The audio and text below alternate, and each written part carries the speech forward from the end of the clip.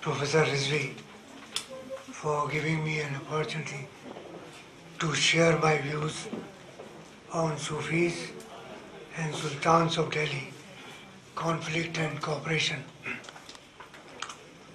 Now, as far as the role of Sufis is concerned, so it is very important during Sultanate period. We see that when Iltutmish became the Sultan of Delhi, so some of the ulama objected that you are a slave and show the letter that you were freed by your master. So this question was raised by some ulama, but we find that the Sufis did not raise any such question or created any such problem, because Maulana Abdul Rahman Jami has long been said, Bande Ishudi Tark Nasab Kun Jami Ke Darira Fala Ibn Fala Chize Nist, that according to Jami, that you have become the slave of love. Now you are the son of such and such is totally meaningless. So Sufis did not believe whether you are a slave or you are a free man, so they did not raise any hue and cry on his slavery. And as it is referred by Professor Irfanavi in his keynote address, that some ulama also raised a question that these Hindus are freely following their religion. So what is the difference between their Raja and your authority? But even on this basis also, the Sufis did not raise any question to Iltutmish. It means they were not creating any problem for Iltutmish at all. And when after the death of Qutbuddin Aibak, Quetta declared himself independent and from Delhi, so Sheikh Bahauddin Zakaria of Multan wrote a letter to Iltutmish to attack Multan and make Multan as a part of Delhi. And we find that Iltutmish attacked Multan and Multan became the part and parcel of Delhi. So I say that Sufis had seen the dream of Akhand Bharat during 13th century, that if Delhi has lost the control on Multan, so now Delhi again regained the authority on Multan also. So we find that they were playing a positive role during Iltutmish period. During Balban's period, we find that when Khwaja Ali Chishti decided to migrate to Chisht, so Balban asked him not to leave Delhi because without his guidance, he will not be able to work. So it means these Chishti Sufis were also guiding the Sultans of Delhi in different matters. We also come across a case of divorce during the period of Ghasuddin Balban, that Prince Muhammad was having his wife, the daughter of Ruknuddin Firoz, the son of Iltutmish, and he divorced her. Then he called Qazi of Multan that how to solve this problem, because anybody who will marry with the daughter of Sultan Ruknuddin Firoz, so he will not divorce at all. So he said that I am going to talk to Sheikh Saduddin Arif. He is a Sawarwardi Sufi, and I think if he agrees, then he will also divorce her. So Qazi approached Sheikh Saduddin Arif on this issue, and he agreed. So the nikah was recited, and when next day Qadi went to seek his permission for divorce, so he had taken the permission of his wife. So she said, on what account or what fault you are going to divorce me? So he said, no, no problem from your side. So she said, then on the day of judgment you will be responsible for this divorce. And we find that Sheikh Sadruddin Arif refused to divorce her. Then when Qadi came back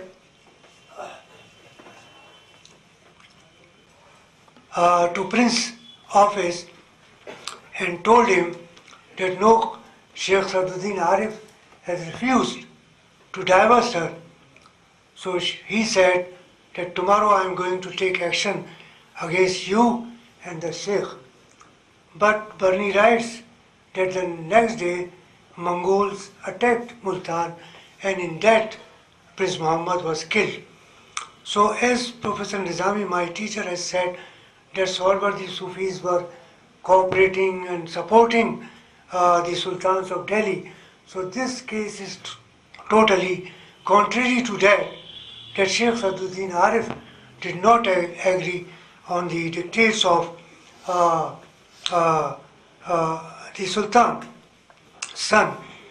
Then we find during the reign of Qutbuddin Mubarak Shah, during the reign of Jalaluddin Khilji, we find a clash between Jalaluddin Khilji and Sayyidi Mawla, a Chishti Sufi, whose Khanqa became popular, and we find that Kaikhabadi nobles have taken asylum in his Khanqa, and they hatched a plan to kill Jalaluddin Khilji.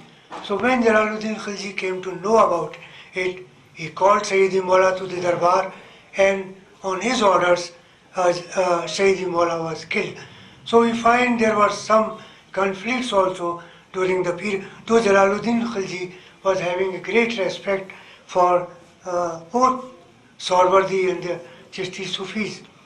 Now as far as Alauddin Khilji is concerned, so he was also having good relations with the Sufis, but he never met any other Chishti or the Sawarwardi Sufi, but he was having good relations with Bu Ali Shah Qalandar of Panipat. And one day Alauddin Khilji had sent a letter through Khizr Khan, his son, to Nizamuddin Aulia regarding some suggestions to run the government. So when Khizr Khan had taken that letter in the presence of Nizamuddin Aulia, he said that, no, please don't open that letter because we have nothing to do with the ideas or the letters of the Sultan. I am not going to read or react on the letter written by Alauddin Khilji. So when it was reported to Alauddin by Khizr Khan, so Alauddin Khilji became happy that those persons who were saying that Nizamuddin Aulia is very popular and is having a power in Delhi, so there is no problem with my authority at all, because he doesn't want to involve in anything relating to the state affairs. When he had sent Malik Kafur for the campaign in the south, so he was not aware what happened. So again he asked his wazir to go and contact Nizamuddin Aulia and asked him that what happened to my army which I had sent. So Sheikh Nizamuddin Aulia uttered some words and which were considered by Alauddin Khilji that we will gain success in that campaign. So in this way we find that there was no rift, no problem between Alauddin Khilji and Sheikh Nizamuddin Aulia's relations are concerned. But Barni writes that but Alauddin Khilji did not have so much respect for Sheikh Nizamuddin Aulia that he never thought visiting his Khanqa. So as far as the story later Tazkira Nigars have added for Alauddin Khilji, that if Alauddin Khilji will come to my Khanqa, so I'll go out from the other gate. It was not recorded by Alauddin Khilji or any other contemporary.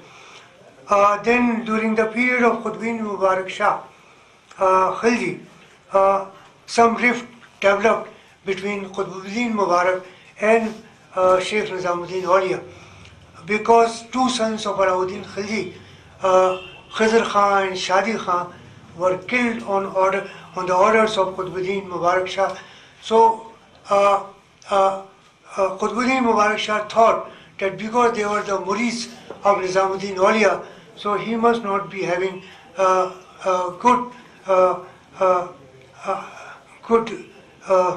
he will not be having favorable attitude towards me because I have killed his. So he invited Khwaja Ziauddin to Delhi to counter Nizamuddin Aulia. But Ziauddin was also having great respect for Nizamuddin Aulia. Then he built a mosque near his palace and asked everyone to come and pray Friday prayer in that mosque. So when this order was sent to Nizamuddin Aulia, so he said that no, I will not go to pray Friday prayer in that mosque, because the mosque which I am having in my locality, I'll go to pray in that mosque. So on this suggestion, Nizamuddin Aulia declined the order of Qutbuddin Mubarak Shah. Then he again imposed another order that on the new moon, everyone will come to his darbar to say good wishes to Qutbuddin Mubarak Shah. Nizamuddin Aulia didn't go to say good wishes to Qutbuddin Mubarak Shah. When it was reported that he is not coming, but he is sending his Khadim Iqbal to attend that meeting. So then he ordered that no, next time Nizamuddin Aulia will come and he will personally will come and will say good wishes to me. But before that, he was also killed by Khusro Khan in Kalokhadi. Professor Habib said that what happened, why he was killed one day before the Nauchandi Jubarat. So there is this question to be examined, that why this incident took place one day before of this date. Then as far as his relations with Ghasuddin Tughlaq is concerned, so Ghasuddin Tughlaq, when Khusro Khan became the Sultan of Delhi, so he had distributed money to the ulama and the mashayikh of Delhi and surrounding areas. So when Ghasuddin Tughlaq became the Sultan, so he asked all the ulama and mashayikh to return that money. When this order was sent to Nizamuddin Aulia, so he said that we don't have that money, we have distributed among the needy people of Delhi. So Ghasuddin Tughlaq did not like this answer, and he was not having good relations with Nizamuddin Aulia.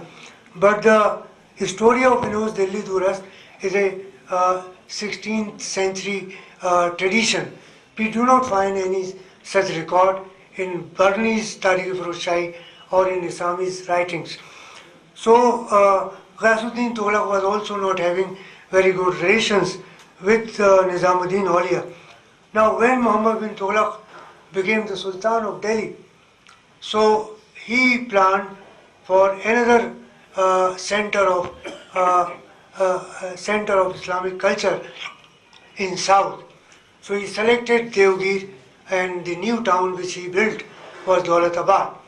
And he thought that here the ulama and mashayikh are living for around 120 years, and as far as Delhi is concerned, adjoining towns like Burn, Amroha, Kohl and other towns are concerned, ulama are working, mashayikh are working, and they are having their own madrasas.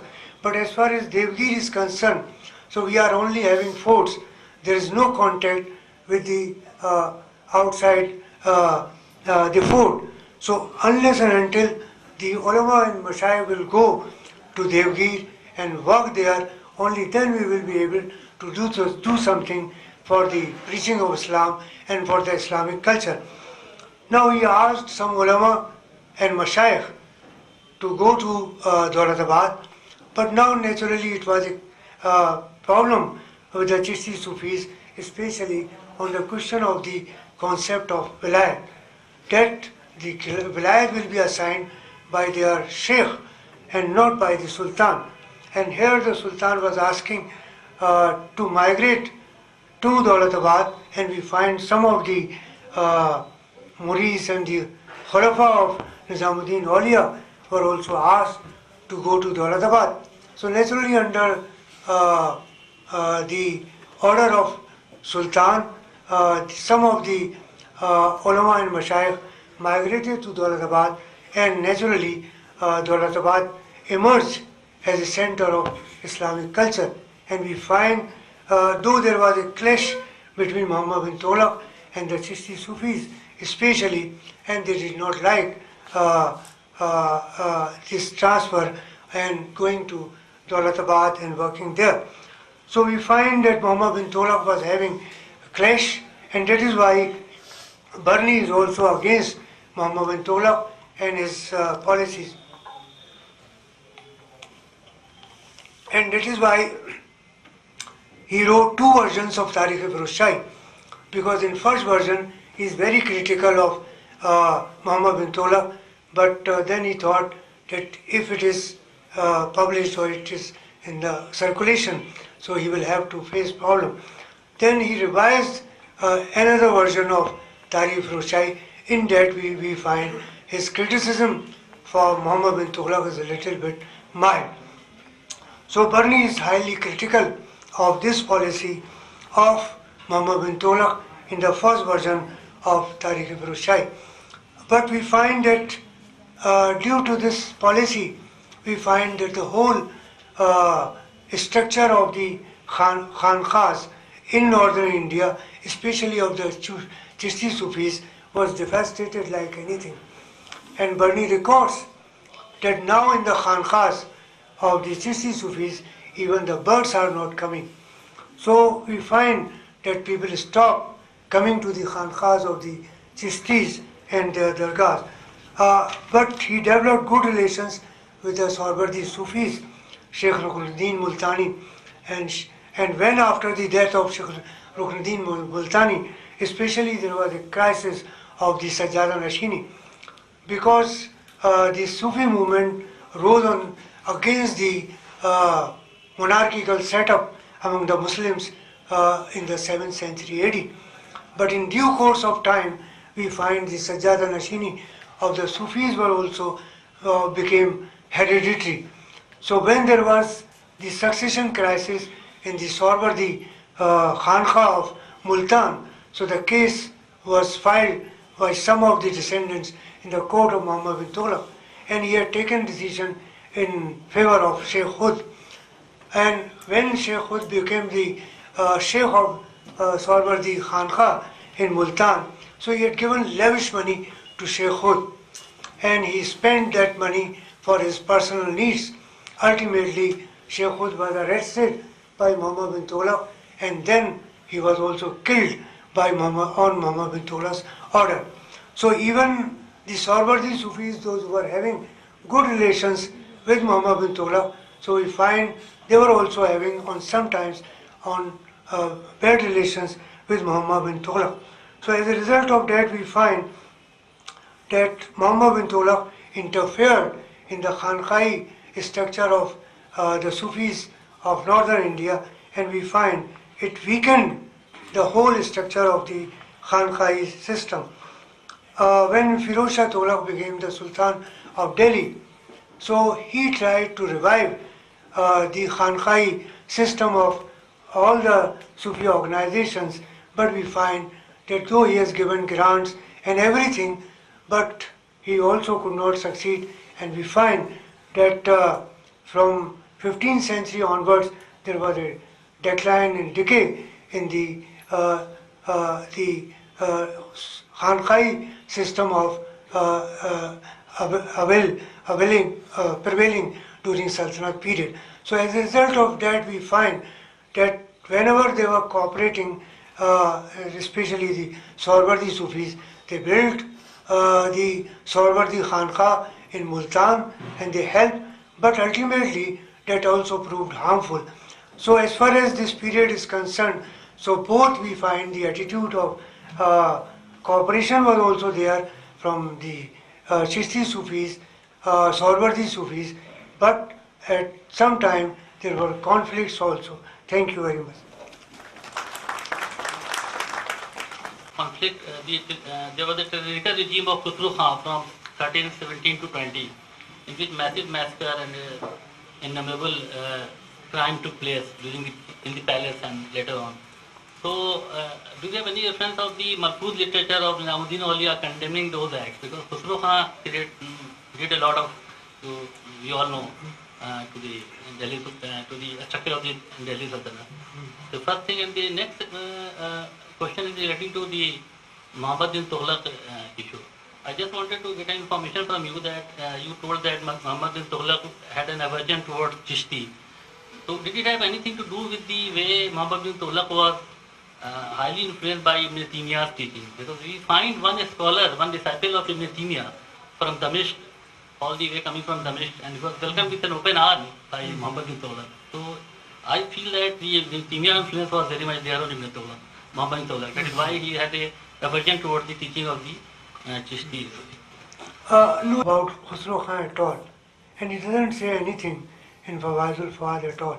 Now, as far as the influence of Ibn Taymiyyah is concerned, one of his students also came to Delhi, and he was welcomed by Muhammad bin Tughlaq.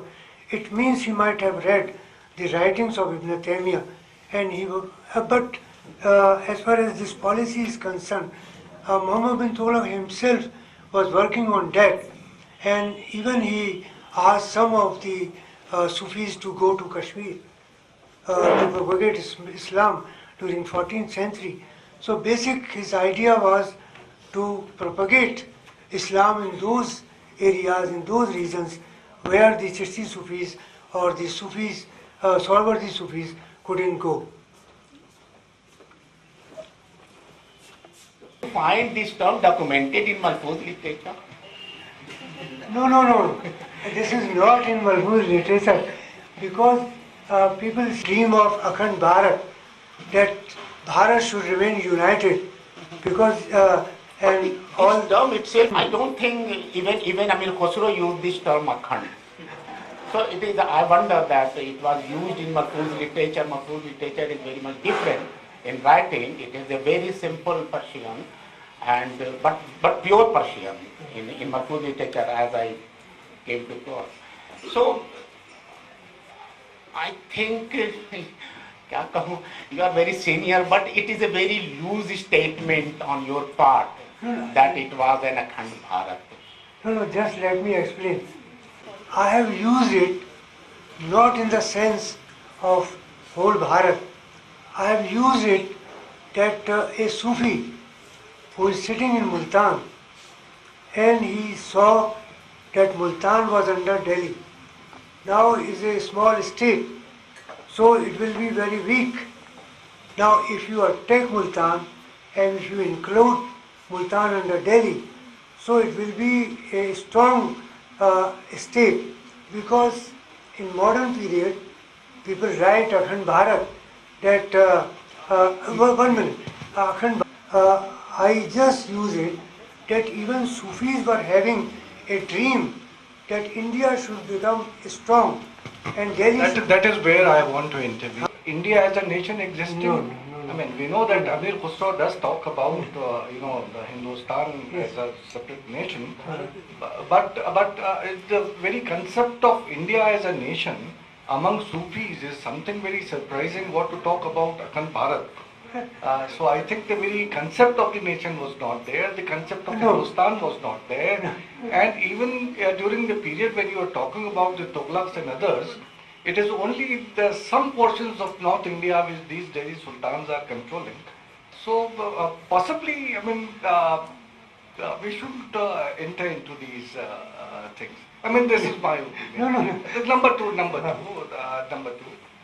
You see, when you are talking about conflict and cooperation, I was just thinking that another episode which I think should have been mentioned was the friction which took place between Ghiyasuddin Tughlaq and Nizamuddin Aulia.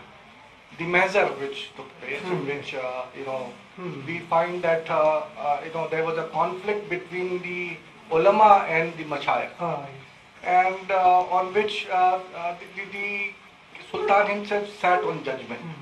So I think that would have been a better example of No, I have given. You have given that. Or sometimes they're also very related to each other. It's a very complex relationship between the two. I mean, if we just have examples of conflict and we cite them, and some separate examples of cooperation and cite them, then I think it's very how do I put it? It's very simplistic in my opinion. Particularly because I'm sure your Malfuz literature would be far more nuanced in bringing out the relation between the two. That how the same in the same space these two things are related to each other. To just see them in separate watertight compartments and give examples, would be a little simplistic. This is what I feel. So if you could just reflect. No, naturally, it was also not based on one silsila or one Sufi. Even these sultans were having different relations with different Sufis. As I said, the Sheikh Bu Ali Shah Qalandar was also a Chishti Sufi. Alauddin Khilji didn't meet him, Nizamuddin Aulia, but he was having very cordial relations with the Sultanate. But he doesn't want to get himself involved in any aspect of the Sultanate at all. And whenever there was support or such type of opportunity, he was ready to help the Sultan, but he doesn't want to himself involved in any capacity at all.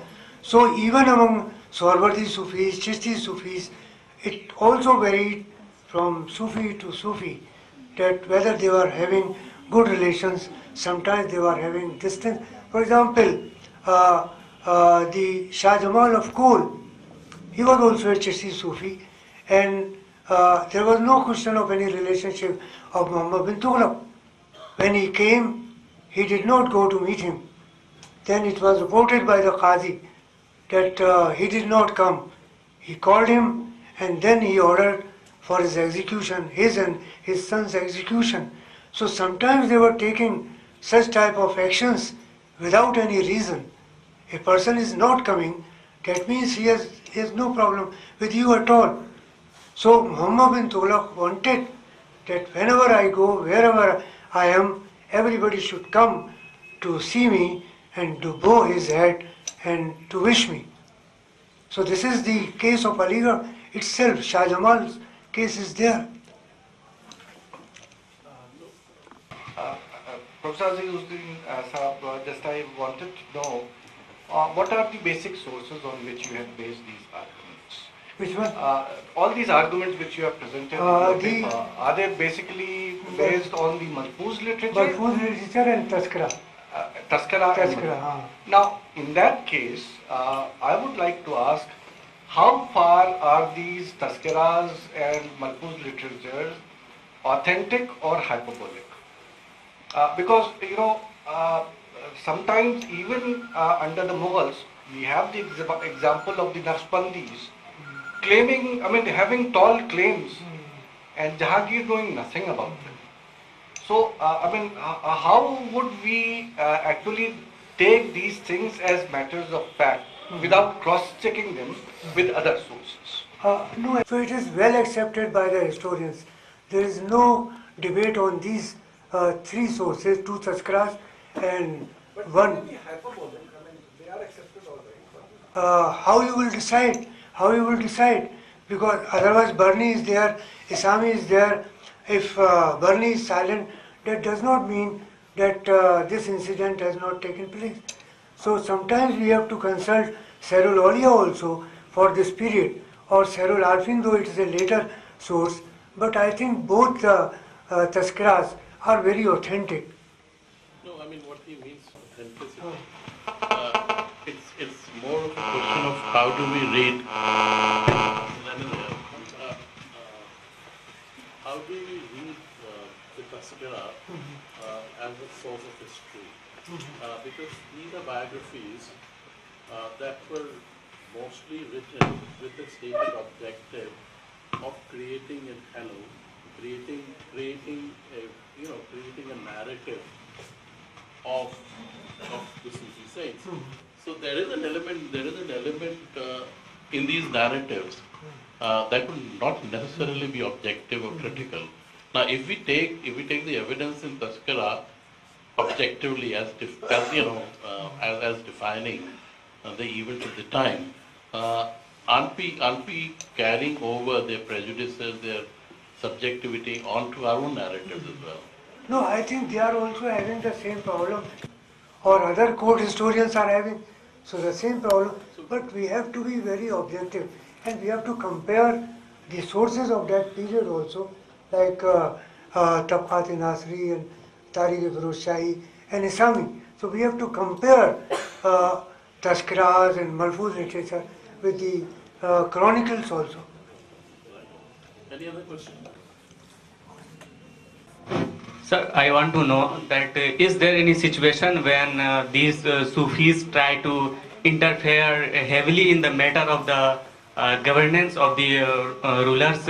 Because as we know that sometimes those people who are not in government, out of government, but if they are having the influence, they try to make the king of their own wishes. Is there any such incident? No, I think during such